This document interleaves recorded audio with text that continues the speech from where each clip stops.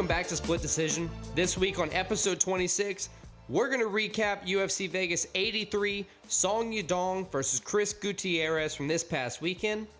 From there, we'll draft our top 5 Christmas song to keep it themed up. Next, we'll preview UFC 296, Colby Covington versus Leon Edwards for the welterweight title. For the last UFC card of 2023, then we'll huddle up for the big playoff implications for Week 15 of the NFL.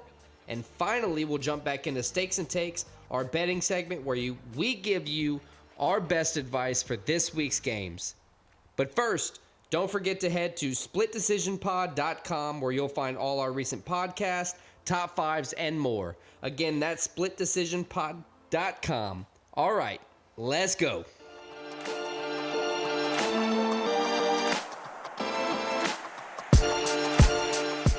All right, so the UFC Fight Night from this weekend ended up being a quietly good card. Not a lot of expectations, not a lot of chatter about it, but if you watch the fights, especially the main card, it was very exciting. Very eventful. Very eventful. A lot of good showings by guys. A lot of guys that you know their name, and then they kind of just made a statement. Was it only one decision or 2 decisions? 2 decisions for the main card. The main event and the first fight. And they were both like entertaining fights. Like it wasn't a boring fight. Right. Both contested, both back and forth, both correct, in my opinion, correct decision by the judges. Yeah, and one was very obvious, and that was the main event. Right. Song Yadong, Chris Gutierrez. This was billed as a fight between 2 great strikers, and it ended up being Just that. Song Yadong had the obvious edge over Chris Gutierrez. About middle of the fight, Gutierrez was visibly frustrated, not only with the way he was fighting, he was frustrated with his corner, like some of the back and forth between him and his coaches. Yeah, you saw that too. He was like, yeah, I know. Like, he was like kind of calling him off, like, no, I got this. But and it was like, dude, you're not showing you got it. And then he started arguing with somebody in the crowd that even the announcers had to be like, I don't know what fighters talking shit to him, but somebody in the crowd was talking shit and threw him off his game. Look, he was obviously flustered. I think Song Yadong... He also got beat by the better striker, I believe. That was actually what I was about to say. I think Song Yadong had the better strikes for the fight, but also he was the aggressor for the whole fight. He cornered Gutierrez. Now, Gutierrez, to his benefit, he did use like his signature leg kick, move to keep people at bay, damaged Song Yadong's legs as often as he could, but he just didn't put together combos that mattered at the end of the day. And before the fight, Song Yadong was talking some mad shit. It was probably in Chinese because they were just saying what he was saying. Right. But he was very confident coming in. He said he was going to finish it early. It ended up not being that. But Song Yadong, his words before the fight was, I should have got somebody pretty much ranked higher than this. And I'm going to prove why. And he kind of proved why. He proved he deserves to be a contender in this division. Yeah, look, he won the fight on the judges' scorecards 50-44, 50-45, 50-45. So every round with 2 10-8 rounds thrown in there. Look, that shows domination to me. It shows that Chris Gutierrez, at the very least, was flustered. MMA judges to agree on every round that you won. Right. That's impressive. That shows that everybody was watching the same fight. Even somebody that doesn't know what's going on knew Song Yadong kind of beat up Chris Gutierrez in this fight. Absolutely. My wife was able to tell that, and she doesn't even really pay attention when the fights are on. So I have a question. Who's next? Song Yadong called out Peter Yan.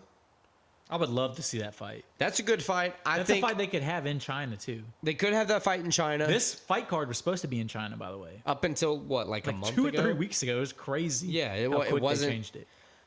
So other options for me, rematch with Corey Sandhagen.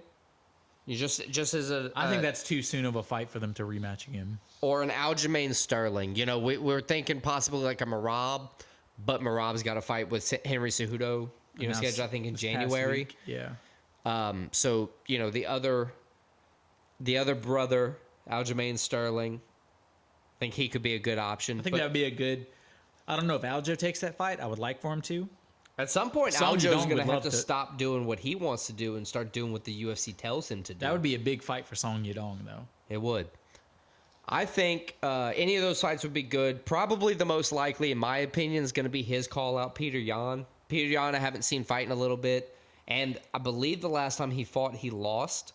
Yeah, they lost like 2 or 3 times. Right. Rob, So if you're going Sean to call O'Malley. that guy out, and the UFC might look to book that fight. And like you said, maybe a China card. Yeah, I would Moving love on, to see that. we have the co-main event. That was between the light heavyweights, Anthony Smith and Khalil Roundtree Jr.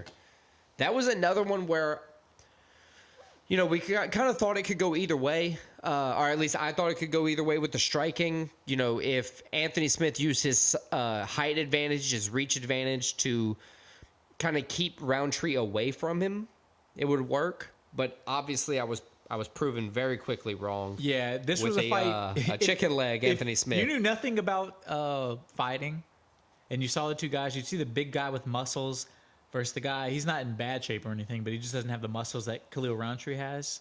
Right. You would think Khalil Roundtree would dominate. Conventional thinking as a fight fan would make you think the opposite. It was like, no, not the impressive looking guy.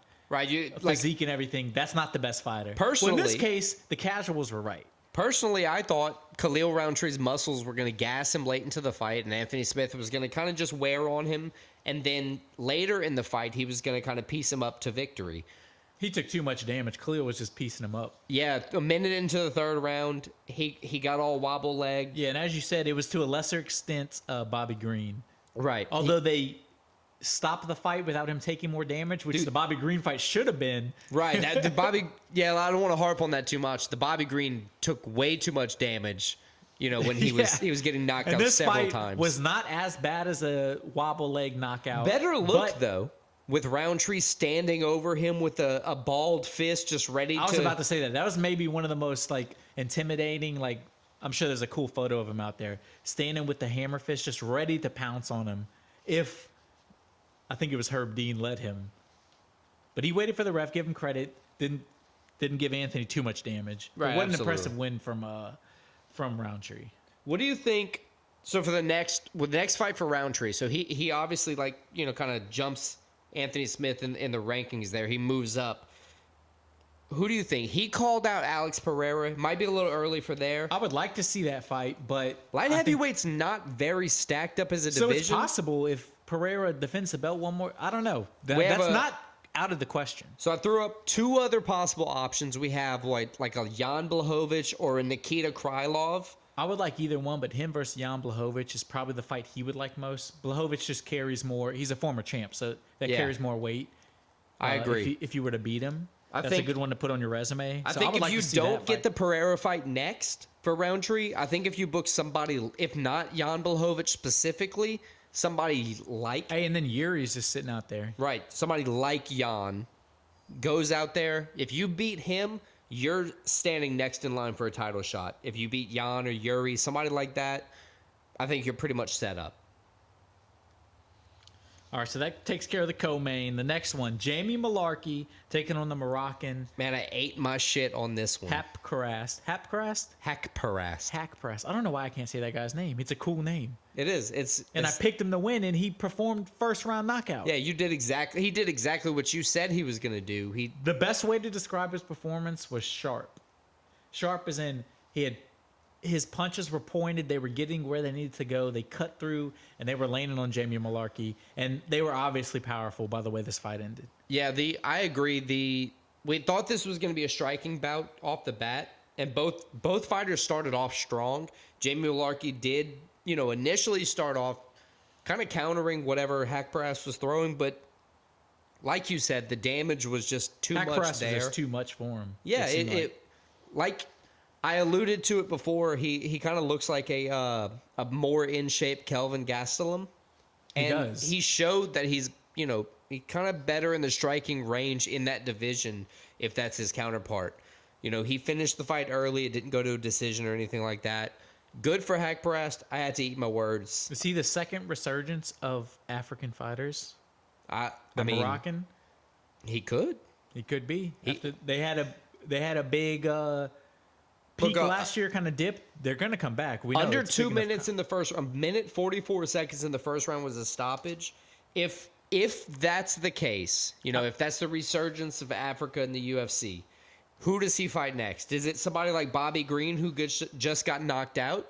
because the lightweight division's stacked, or I is it think somebody Bobby like Green's gonna Benoit Saint Denis who's on a tear of a win column on his own? I would like to see him versus Saint Denis. I think Bobby Green's going to have to take a long time off. What about Rafael dos Anjos? He's coming off of a loss, but it's a loss from a couple months ago Against Vicente Luque. Right. He has. I think that would be a good fight for him. I think right now Hack Press needs a guy with a name. RDA has a name. Benoit Saint Denis has a name right now in the division. Benoit Saint Denis has a big name right now in the So I lightweight think division. either of those are good fights for Hack Parast. And I think anybody he fights, he's going to come in with.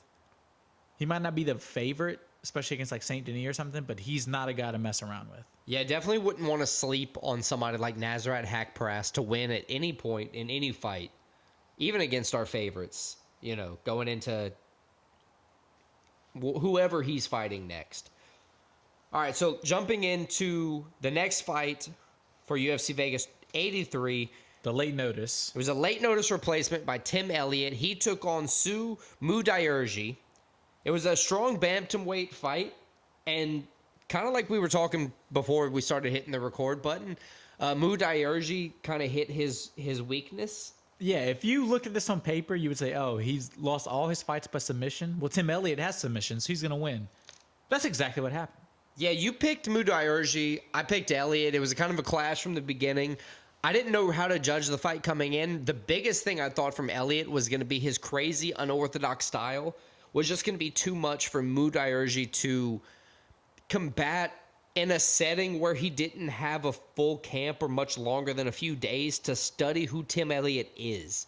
Well, I don't think it really mattered, honestly, because It Tim really Elliott didn't. has a That's strong just my game, thoughts. strong ground game, and that's obviously his weakness. Right. So going in, it played a very significant role. Like we said, Mudaerji tried to stay composed through Elliott's unorthodox style, but it proved way too much, and he got subbed. It was an impressive victory. So it was a guy that's new to the UFC and Mudaerji taking on one of the biggest vets in the division in Tim Elliott. Right. And it proved, as we've said before, many times before, in our 6 months of doing this, that the experience, and there's levels to this. Experience and levels. And Tim Elliott proved he's a level above Mudaerji. A gatekeeper in the division. Even on short day notice. As long as you can make weight, if you're Tim Elliott, you have a chance to win the fight. All right, so the last fight of the main card that we're going to cover was the main card opener. Jung Young Park, Andre Muniz. Honestly, I was surprised by the way this, looking on paper, Muniz, I don't know why. I didn't think he was going to win. He had 2 straight losses, taking on a guy with 4 straight wins. It looked like careers in opposite directions. I agree. And Muniz proved us wrong. Today, Junior. Yeah, I agree. I thought it was definitely a match of careers, almost in 2 different directions, with Muniz losing to Brendan Allen and Paul Craig in kind of that order, in history. Those are 2 killers, though. I'll give him credit. Park, 4 wins in a row, getting 3 of those by submission, I 3 think. straight subs coming in. Look, I thought this was going to go more of the way of Park having the angle of wrestling, but it showed that Park was resilient and never giving up and giving the position up. He always found a way to get back to his feet no matter how long it took. It was more annoying to me because of how dominant Muniz was able to be with the control time, with the kind of... It was control time, but it was It was Muniz, active. I wasn't pissed with how the fight was happening. It was active, but it wasn't ground and pound act. Right. I think they said it during the broadcast that Park could have won the first round in the last minute, but they said alone. Yeah, of the because first he was round. getting control most of the fight, but he turned it around in the last minute and started getting some ground He and got pound. damage. They said Park. They said, and if you watch the fight, it looks like it happened. Park, he was good. He was getting control, but he was good at limiting the damage he took while he was getting controlled. Right. He was able to take his time and get out of move, get out of Alex position. Pereira, if you get him to the ground, he's not going to get back up that much. He'll get back up a little bit, but he's going to make sure you're not ground and pounding him. Yeah, I believe this fight could have gone either way. I think it was a solid split decision victory by Andre Muniz. Yeah, if I had to pick, you got to pick Muniz. Even pre-fight when I picked Park. Even pre-fight when I picked Park, I believe that watching the fight, Muniz did did do enough to win the fight through 3 rounds.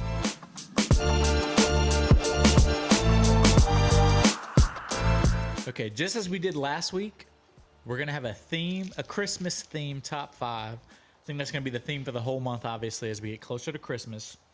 Last week it was movies. This week, top 5 Christmas songs. I think there's a lot of Christmas songs that are good. There's a lot of Christmas songs that are not good. But yeah, they're not good as in Christmas movies good. Right. They're just popular. This was a much harder one than the Christmas movies. I didn't expect it to be hard coming in. I thought it was going to be like the Christmas movies where I had like a slew of options that just kept coming to my head. Well, the thing is, I have a slew of options for this. It's not a slew of options that I like prefer. A bunch of them, but there's not one or two or three that I'm like, I love this. Right. There's a bunch of popular Christmas songs. So I think that's kind of not necessarily bad, but right. I think that's actually what I geared my list towards is when I think about myself. So you're pandering. Okay. Yeah, when I think about myself singing Christmas music. You're trying to win over our giant audience. Yeah, basically. I also have my kid help. That helps me. That does help. My number one overall, because it's my week to go first, I'm going to defrost the queen herself, the commercial success, Miss Mariah Carey. All I Want for Christmas Is You.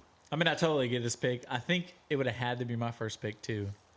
I don't know if, like, she gets a solid billion plays every Christmas season. It's not my favorite, but it's like, you're trying to win a top 5. You're trying to win a top 5, which we're not playing anything, but it's also like unequivocally she's singing like very well and very talented in the song. She's a very talented artist. Yeah, so it's like, I get it. Can you hold a pen? But yeah, that's a good first pick. So, what do you have for your first 2 picks, sir? So my first pick, I went old school and I picked a song everybody knows. It's kind of like, and it's a catchy song, and honestly, when I think about it, it's one of my favorite Christmas songs. Number 1, Feliz Navidad. Oh, that's a good one. I love the song. Everybody knows the song, whether they even know what they're saying, especially in America. But everybody knows the song. Just means catchy. Merry Christmas. It does. Catchy. Very catchy. Brings cultures together. Feliz Navidad. Da, da, da. I want to wish you a Merry Christmas. They have like it's a great song. It's like kind of like poppy country rock song. Great song. Very popular. Everybody knows it. Feliz Navidad, my 1. That's a solid 1, but there's no comparison to Mariah Carey. No, mine's better. This is a better listened to song. Just because it's more popular. McDonald's isn't the best burger in the world. It's the most consistent. So my number 2. This is where, I don't know. There's so many things to choose from. And this is where like personal opinion must kind of play the biggest All right, role, I got my number 2. Santa Claus is Coming to Town by the Jackson 5. Ooh, that's the exact song I had on my list. It's a great song. Santa Claus is coming to town. Like, everybody knows it. It's played everywhere. It's Michael Jackson singing. Probably at his peak? His peak where his voice is good Child at. peak? Jackson 5. I mean, everybody knows that song. Everybody loves that song. It's still on every playlist. Like, if you go to a department store and they have a Christmas playlist that's like 10 songs, this song is going to be on there. Right. No, I agree. That's a very good pick. Similar to the Feliz Navidad, it's an up there pick that gives you levels of popularity, kind of the department store vibe where, you'll kind of catch it throughout the season wherever. And to my pandering list, it kind of plays in that same category where you're doing the exact same thing as me. You're just not willing to admit it. So that's good. I don't know what you're talking about. Right. So that moves on to my second pick. I think I've got to go with Jingle Bell Rock. Damn it. Right. It's just an elite Christmas song. I mentioned in the Feliz Navidad, it's like a pop Christmas. It's like the better version. Everybody knows the original. Everybody knows Jingle Bells. It's like a real song version of the nursery rhyme Jingle Bells. Right, exactly. It's a good song. Jingle Bell Rock is an elite song in the Christmas spirit. it's also one, kind of like your last pick, where it's going to be in that top 10 for the department stores, for anybody playing a Christmas playlist. Jingle Bell Rock is going to find its way in there. So it kind of is a catch-all, in the sense of what the song is. My next pick, third overall for me, man, there's a few on here, but I think I got to go with Let It Snow. Let It Snow. Let It Snow. I somehow did not have that on my list. There was a couple sneaky ones that evaded song, me. though. But it's a good song. It's a classic Christmas song. Weather outside is Right. frightful. You're at home watching a movie. You can have that playing in the background and it's not pissing anybody off. You're at a Christmas party, it's on. It kind of hits that same thing where it's in that top Christmas playlist. It's a catch-all. Let it snow, let it snow, let it snow. That was your third pick? That is my third pick. All right, my third pick, this is a classic Christmas song. I believe it was in the movie Home Alone. Oh, no. Rocking Around the Christmas Tree. Rocking around. Yeah, that's a good one. Christmas tree. That's a great song. It goes with the theme of all our other picks where it's going to be on any Christmas playlist pretty much. Been around a long time. Popular. It's catchy. That actually, dude, I'm realizing now, that's not actually on my list. That's a great song. That is a good song. I don't know how I missed that one. That is a good song. So that's my number 3. And now I have my number 4? Right, number 4. Oh, man, this is tough. My number 4 pick is gonna be... Don't do it to me. Beginning to Look a Lot Like Christmas. Ooh, that's a good one. My number 4. It's beginning to look a lot like Christmas. Is that the actual name of the song? Beginning to Look a Lot Like Christmas. Oh, beginning. Okay. It's beginning to look a lot like Christmas. That's a good pick. Man, so the more I look at these lists, once you single them out, each individual song is a good Christmas classic. Yeah, they're good Like, there's songs. really no bad pick And they're from here. like all different eras too, which is kind of cool. But how a lot of these songs were developed in like the 40s and 50s. And yeah, and they just keep getting remade. Remade and remade and Make remade. more modern yeah. and more modern. All right. So that's then it my goes to number my 4 number pick. 4 and my number 5. So you finished your third and fourth with Rocking Around the Christmas Tree and Beginning to Look a Lot Like Christmas. So I think for my number 4, I'm going to go with Deck the Halls with... I somehow didn't have that one either. What? See, there's a lot of sneaky Christmas songs that are very popular. Deck the Halls being a very popular That's song. a great pick. I did not think of that. I don't It's know a how. sneaky number 4, evidently, how you didn't even have it on the list. So, yeah, Deck the Halls, another Christmas classic, played another kind of, as we said, with almost all of these picks so far, 2 of 2 for each of us, not having on the other list. A good department store Christmas pick, a good home for the holidays pick. I'm kind of torn for what I want to do for my number 5. There's a lot of ways you could go with it. I think I'm going to go with one that, at least now I know is on both of our lists. I'm going to go with Happy Christmas, War is Over by John Lennon to finish it off. Oh, you some left-wing douchebag. Okay. I told you earlier that I was currently on a Beatles kick.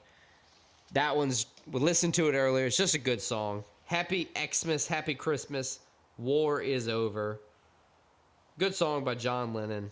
Wish he was still here. All right, so I'm just going to round out my top 5. Another Christmas classic, I assume. Another Christmas classic. That's fair. It's the most wonderful time of the year. Not on my list either. What the hell? Yeah, I think it's a classic one. It's a department store one. Everybody knows the words. I think it's a classic. I don't see how it can't be on somebody's list. I don't know how it dropped this far, even for myself.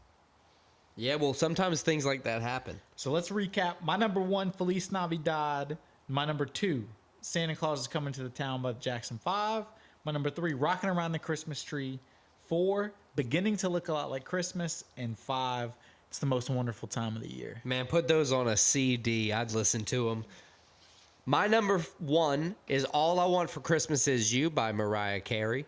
2, Jingle Bell Rock. 3, Let It Snow, Let It Snow, Let It Snow.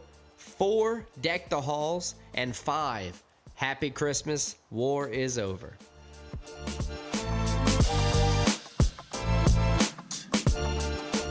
All right, so the final UFC card of 2023, UFC 296, Vicente Luque versus Ian Gary.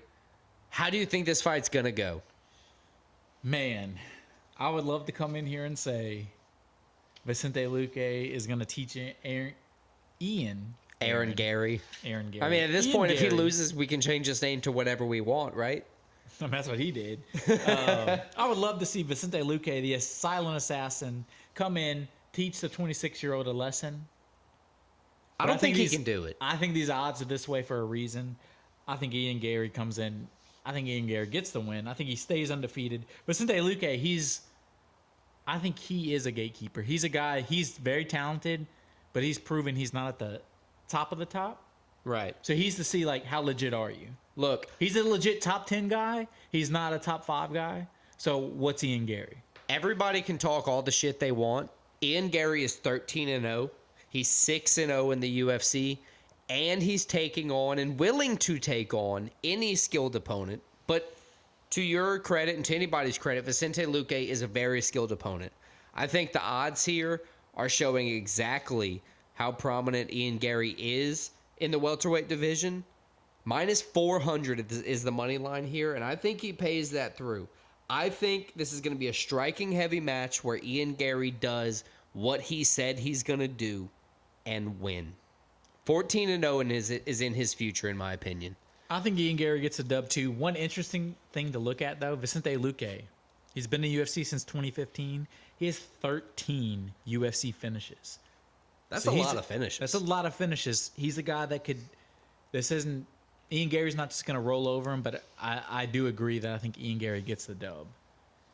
And the next fight we move on to, this is maybe the people's main event. Man, this one's crazy. This is crazy that this fight's even happening. The guy that the consensus MMA fandom loves, Tony El Kukui Ferguson, coming in a 6-fight losing streak. At 39 years old. The guy who has recently become what a majority of MMA fans hate, Paddy the Batty Pimblett. I love Paddy. I love Paddy too. He's 4-0 in the UFC. Yes, riding on the hype. His last fight was a he should have lost the fight, but he won by split decision. But he's also a guy that's 20-3. He has 3 UFC finishes, so he's not. People love to talk shit on him just because of his last fight, but like he's a legit MMA fighter. He's right. 20-3. He choked out Jordan Levitt. He won split decision over Jared Gordon. He was Cage Warrior champ before he came over. Like Michael Bisping has done that. Like look, and he's not even 20-3 in his career, and he finishes people.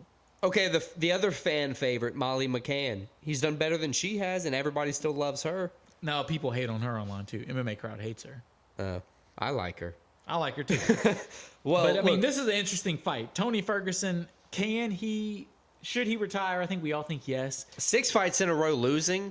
He's lost all against killers, but each one, like 4 of 6 of them have been like not decision. He's looked worse and worse and older each of these 6 fights.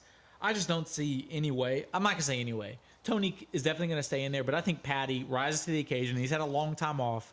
He just found out his wife's pregnant with twins. Whoop, whoop.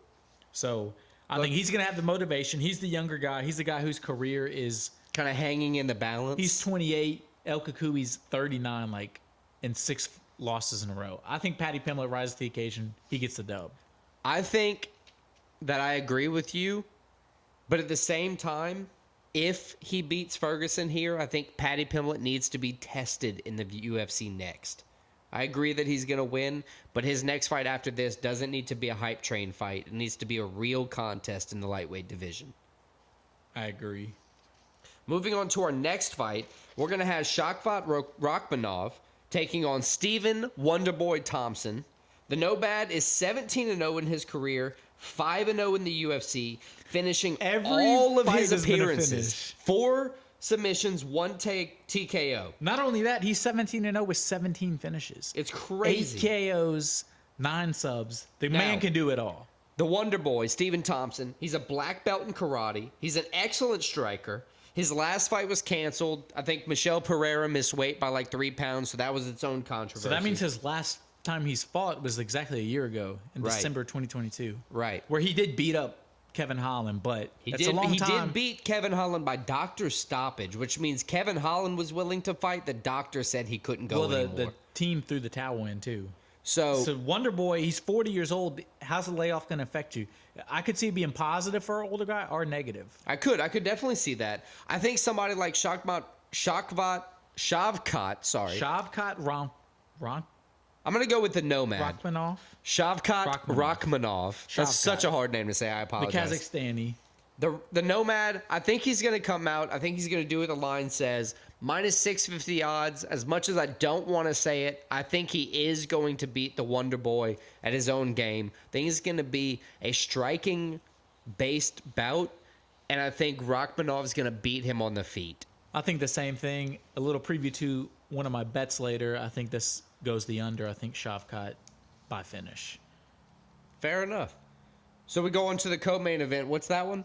Co-main event, the first title fight of the night for the 125 title. Flyweight. Alex, the Cannibal Pantoja, making his first title defense against a guy he beat not that long ago in Brandon Royval, Raw Dog. Crazy that's your nickname, though, Raw Dog. Yeah, look, I dig it. Raw Dog is 15-6 in his career. He can make his nickname whatever he wants, in my opinion. 3 wins in a row. His last loss? Pantoja. To Pantoja in 21, so it hasn't been that long ago. But 5-2 in the UFC, Royval.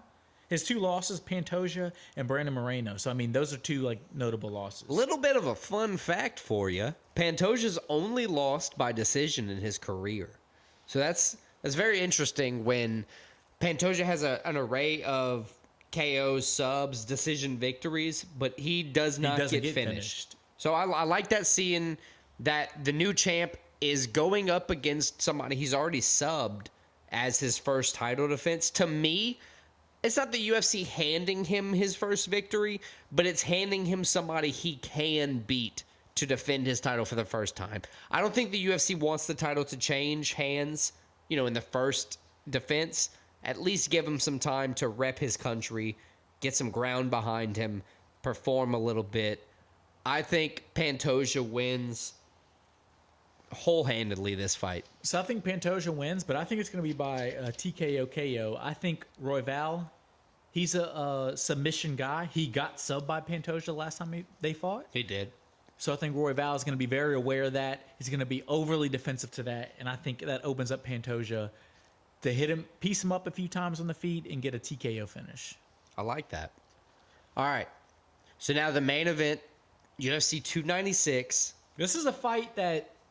Big fight for the welterweight title. A big fight. Just like the last title, although Leon has defended it once, he's only fought one guy. He's fought Usman. And Usman.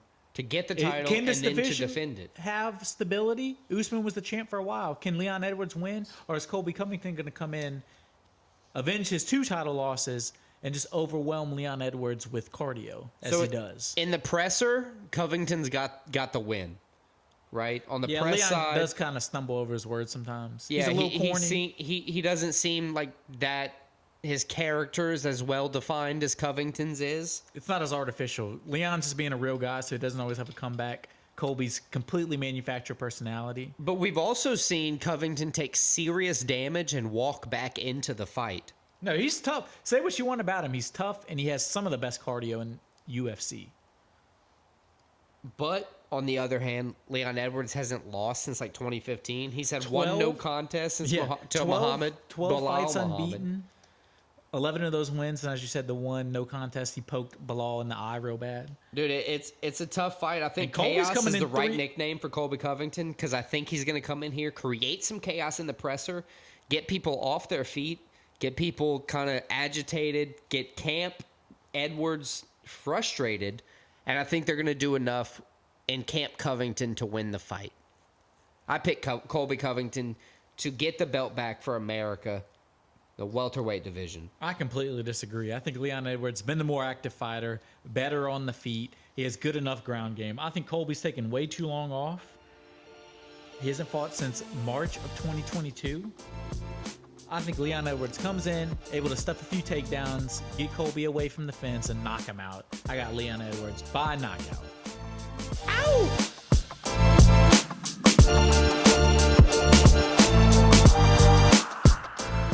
Ready, set, hut. Let's move on to football this week. Big week in the NFL. A lot of playoff implications. We're not covering the lesser bowls. Maybe as the bowl season goes on, bigger bowls we're going to cover for college football. So it's going to be all NFL this week. And the first game, which because college is over, regular season, one good thing is we got NFL games on Sunday. Yeah. I mean, not on Sunday, on Saturday. That I said too. the wrong day. Of course they're on Sunday. I like them on Sunday and Saturday. But Saturday, we have 3 games. The first one, the 7-6 Minnesota Vikings with their backup and now backup quarterback, double backup, Nick Mullins, taking on the Cincinnati Bengals with their backup quarterback, Jake Browning, who's really been playing well. Dude, the Vikings won last week 3-0. So it's the Vikings. They have an amazing defense, but their offense the past like 2 or 3 weeks has been playing like shit. The Bengals somehow with Jake Browning, they're still rolling. I'll say it. They've adapted. They've adapted. They have a good coach. That's a sign of a good coaching staff. What's his name? Taylor. Zach Taylor. There you go. Yeah, so Zach Taylor's good coach alert. Zach Taylor can do it without Joe Burrow, but I'd prefer to have Joe Burrow in the offense, throwing it to T. Higgins, Jamar Chase, Tyler Boyd. I think the Bengals at home get this win. I think they're the better team. Although I think both teams are good. Both teams are pretty much missing a quarterback to be Super Bowl contenders. But for the NFL I think the Bengals picks, get the win. For my NFL picks this week, I've decided to stop doubting myself, number 1. Number 2, don't let you talk me into or out of anything. Go with my gut. So I'm going to pick the Bengals. Okay, so we agree. So I talked you into that pick. Thanks. No. Right, I picked the Bengals first, and you just got to say it first. The next game, also on Saturday, features your favorite team. I picked the Colts. 7-6 Colts hosting the 7-6 Pittsburgh Steelers. They lost to the Patriots last week. That's a bad loss. Kenny Pickett out. Mitch Trubisky having to start. Mitch Trubisky is the epitome of what you don't want to be your starting quarterback in this Pittsburgh area. And the Colts, although they're coming off a loss to the Bengals, before that they've won 4 in a row. Look, Gardner knows how to win games. Gardner Minshew is nothing if he's not electric. He's a locker room guy. If he's not the starter, you want him on your team. Bottom line, I believe in Gardner Minshew a lot more than I believe in Mitch Trubisky. I believe you there. I think the Colts get the win. I appreciate the follow there. I do also believe in a backup, kind of high-stakes backup match because both teams at 7-6 are vying for playoff. The first 4 teams we've mentioned, they're all with at least their backup quarterback. Yeah, they're all with their backup quarterback and fighting for playoff contention for each of these teams. So every single victory is important. 7-6 for the Colts, 7-6 for the Steelers. The Colts need this win to contest with the 8-5 Jaguars. I think the Colts win with Gardner Minshew magic. Yeah, so we agree on that one. Next, we're going to move on to the last Saturday game, Saturday night. Denver Broncos. 7-6 versus the Lions, 9-5. This Lions team, underperforming, underwhelming, but also so. good. I don't understand. You still know what's going to show up. They're either going to win, look very impressive, or get blown out. I don't understand the Lions. But the Broncos, listen to this. They have won 6 out of 7 of their last 7 games. Remember, they lost by 50 points to the Dolphins, and then since then they've been a great team.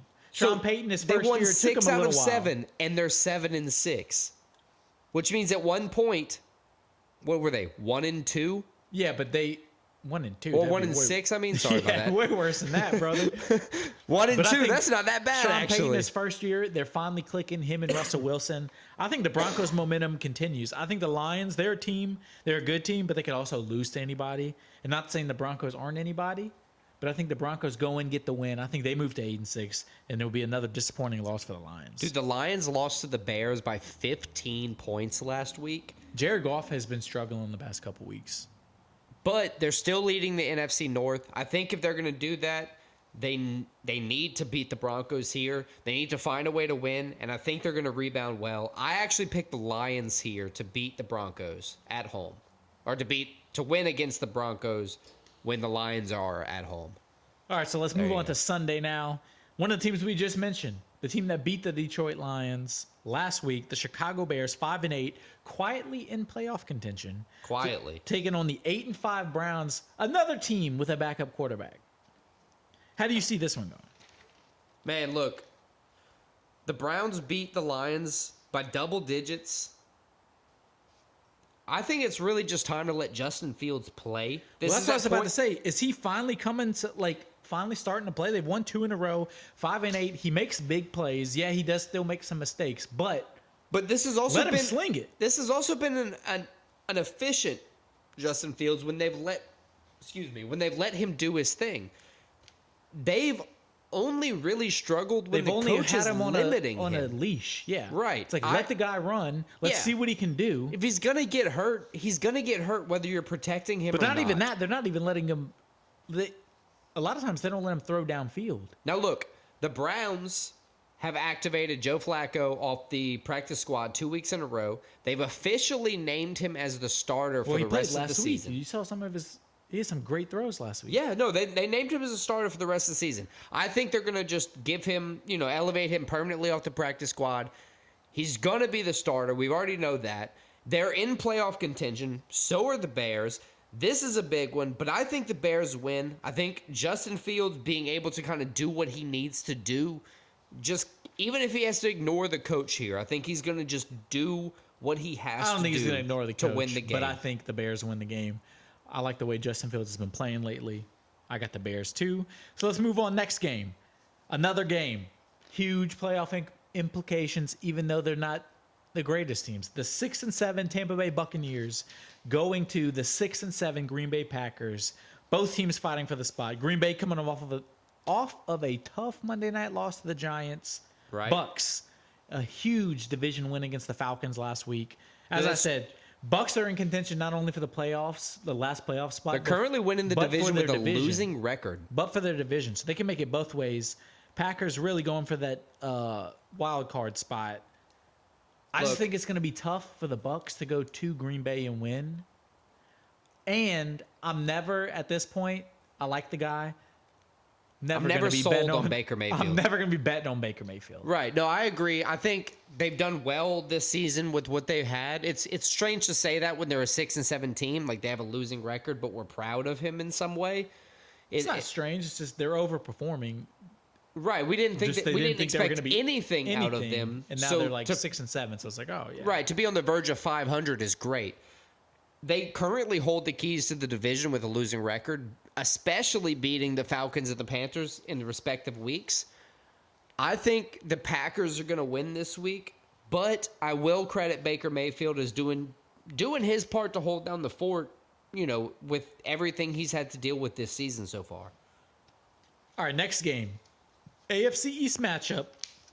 The division leaders, the 9-4 Dolphins coming off of a very disappointing Monday night loss to the Tennessee Titans, taking on the New York Jets, 5-8, coming off of a very impressive 30-6 shellacking of the Houston Texans. What do you call it when Zach Wilson just comes back off the bench and just starts slinging it? Did you see what his teammate said he told him? What? He said, well, they can't, the worst they can do is bench me again, so I'm just going to go sling it. And it's like, why haven't we been doing this the whole time? How do you bench the guy 5 times?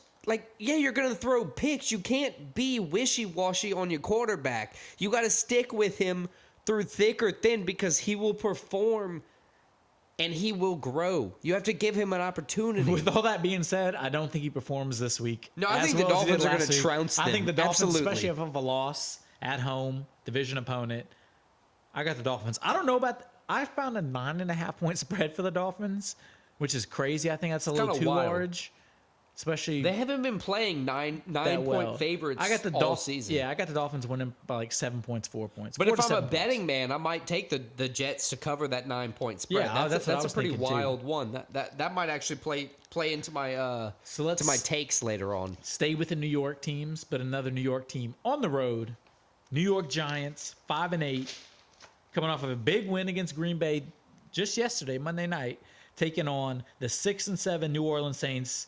Saints right there with the Falcons and the Bucks, tied at the top of the division, close to a playoff spot, underperforming, but they are coming off of a as a Saints fan, I can't even say it's a huge win. Like, they beat the shit out of It's a needed win. Needed win, but we beat the shit out of the worst team in the NFL, and we didn't even do it like we didn't look great doing it. No, absolutely. They needed the win, number one.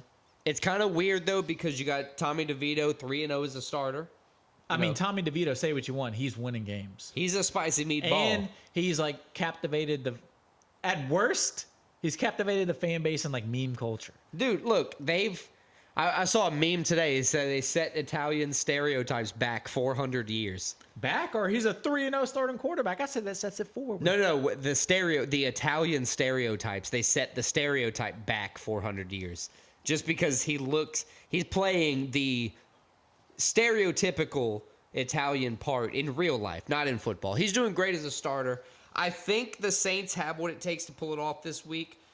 Yeah, I think being at home is going to be the difference. A young, inexperienced quarterback going into the Superdome in a game where if the Saints play well, that place is loud. And look, Derek Carr, say what you will about him, he is a good quarterback. He's not a good quarterback. He just needs to figure it out with that system. Put the brakes on. He is not a good quarterback. I'd rather have Jameis Winston in there.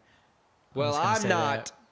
But I got the that. Saints winning. I think the Saints win with Derek Carr, despite the Saints fans in the building. Yeah, Derek Carr's absolute dog shit. Saints win despite Derek Carr. Saints 7-7.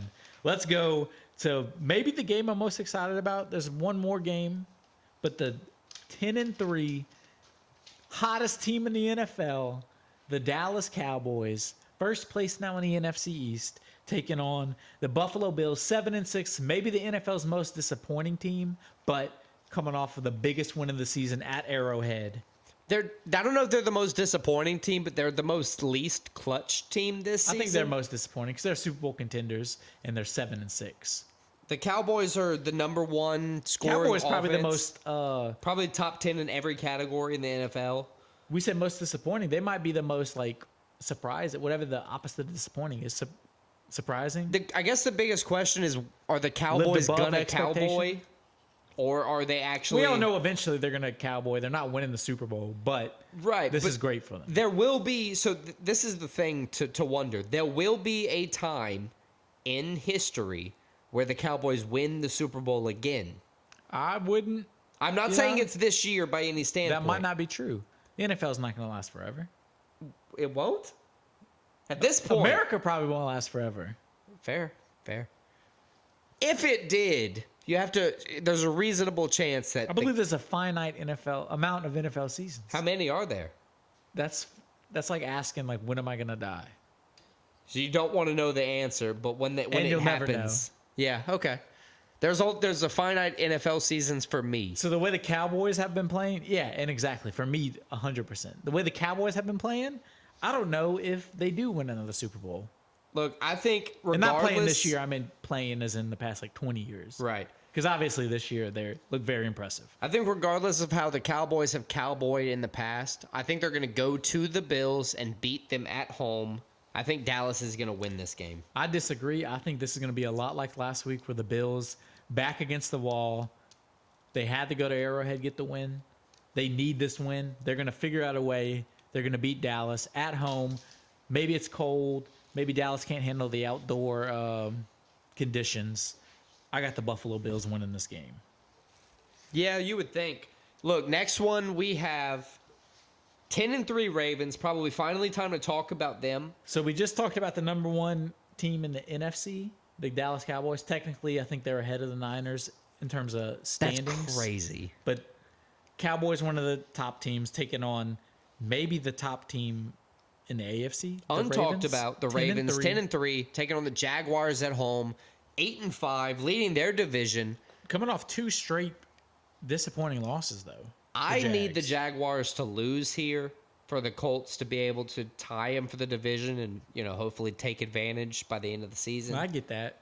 And I think they do lose. I think the Ravens, they had an exciting game last week. The Ravens are a team that wins. They've been on the cusp of things for a little while, for a few seasons. So I think they're finally making that jump. I think, look, they're a legit Super Bowl contender. I think they go to Jacksonville. I think they get the dub. I think the Colts and the Jags are tied by the end of the day.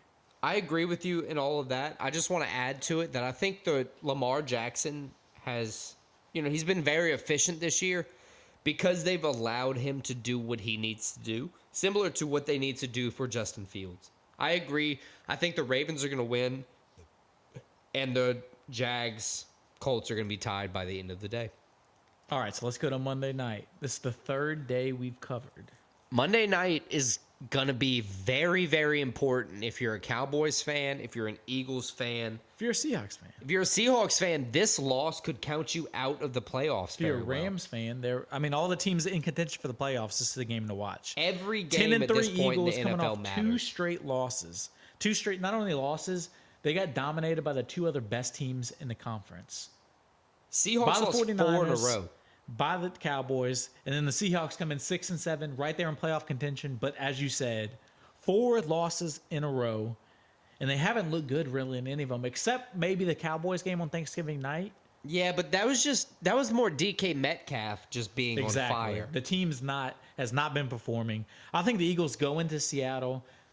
They're a great team, Super Bowl contender, and they've lost 2 in a row. To me, that tells me they're going to rebound very well, especially with the extra day rest. And I think the Eagles go into Seattle, and I think they slap the Seahawks around and get the dub. I wholeheartedly agree. I think the Eagles are going to walk into Seattle and show them who the true birds are of the NFL.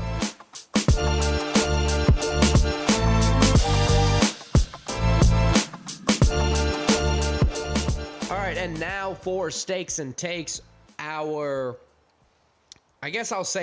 best guess for betting segments. Best advice for what you can do. Out there. I'm doing my best, is what I'll say. We're doing our best, but our best wasn't that good this week. Not this week. I went a total of 7-8. I believe you went 8-7. So at least I got the dub, and I'm over 500. I'm happy about that. Yeah, let's kick it off with UFC. I went 2-3. My wins are Tim Elliott and Song Yadong. Losses are going to be Jung Young Park, Jamie Malarkey, and Anthony Smith. Man, we were off on a lot. I went 3-2. But the opposite way, right? I didn't pick Tim Elliott. Right. That was my loss. And I had Sung Young Park. We had that one the same. Okay. But I picked Hack Prass win. I picked Khalil Roundtree over Anthony Smith win. And I picked Song Yadong. I think we both had that. Yeah, we both had that. So 3-2. So it feels like I did a lot better, but is only a game better. Yeah, just one switch. So it's not that big. One fight better, so it's not that big of a win. We just have difference in picks. Both went 1-0 in college football. The one college game, Army-Navy. Army beat Navy 17-11. Little late safety. Catching the over. Gotta love it. Spread. Oh, the spread? I think both, actually. Nice. Gotta love it. So both got that one right. How'd you do NFL? Man, I went 4-5. I did NFL. Too, but we also is a totally different 4-5. Dude, I got the Browns right. I got the Ravens right. I got the Vikings right, and I got the Chiefs wrong. Yeah. How'd you do?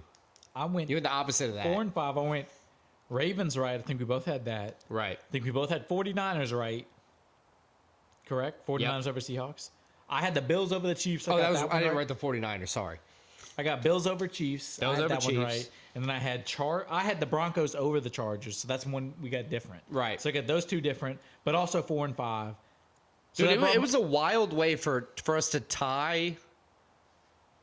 For you to win by 1 pick, we both got a wild amount of things wrong. And we disagreed on like 6 or 7 things. Yeah, it was not what I wanted to do. I thought for sure I had the right thought process coming in. It obviously proved wrong. But, in the same time, you only won by 1 pick, so you were barely better. You don't know something else? You still won? That, and I also won the bets by 1 pick, too. I went 3-2 on bets. Yeah, I went 2-3. I started 3-0. I thought I was going to have a perfect week. I lost my last 2, my 2 NFL ones. But 3-2. My 2 MMA, I had Song Yadong, money line. I had Nasrat, Hack Parast, money line. Got both of those right. And I also had Army over Navy money line. Right. I had the Elliott money line and Vikings money line as my wins. I lost Park money line, Lions money line, and Chiefs money line. Yeah, I lost Eagles money line and Texans money line. Texans really disappointed. But look, dude, we both got our upsets of the weeks. I picked the Vikings beating the Raiders. They were +3 favorites on the road, and they won 3-0. That was maybe the worst NFL game I've ever seen in my life. I don't think I've ever seen an NFL game end with just 3 points. I don't remember. I can't remember I might one. have, but like that is incredible. It was a very bad game, and you got the Bills upsetting the Chiefs. Which, thank God. Thank God for Kadarius Toney lining up like 3 feet offside. Yeah, that was He's like wild. a yard in front of the football. And normally, like, I would even entertain controversy like this, but the fact that they're even arguing It was so obviously offsides, and a thing they emphasized this year where it's like, would you say like 2 years ago was 1 time, last year was 2 times, and this year has been 11 times they like called offensive? they made a point like we're calling this. Yeah, so the Bills had no excuse to lose that game, especially when they won. The Chiefs. You just said the Bills had no excuse, especially since they won. Yeah, I meant to start that off with the Chiefs. That was my bad.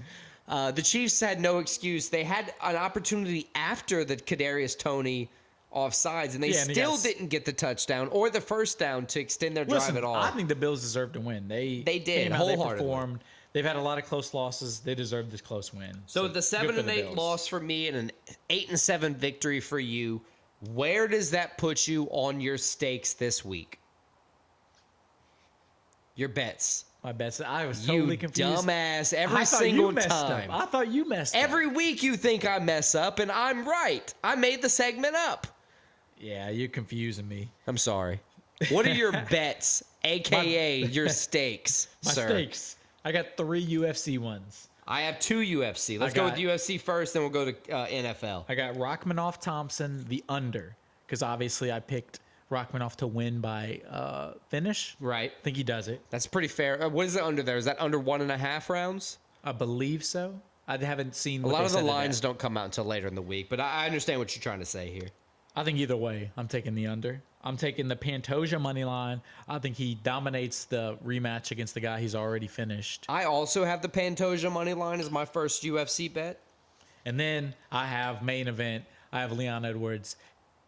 I think he might head kick KO Colby Covington. Oh, dude, I have an upset here. I have Colby Covington taking the belt from Leon Edwards money line plus 135 for my side.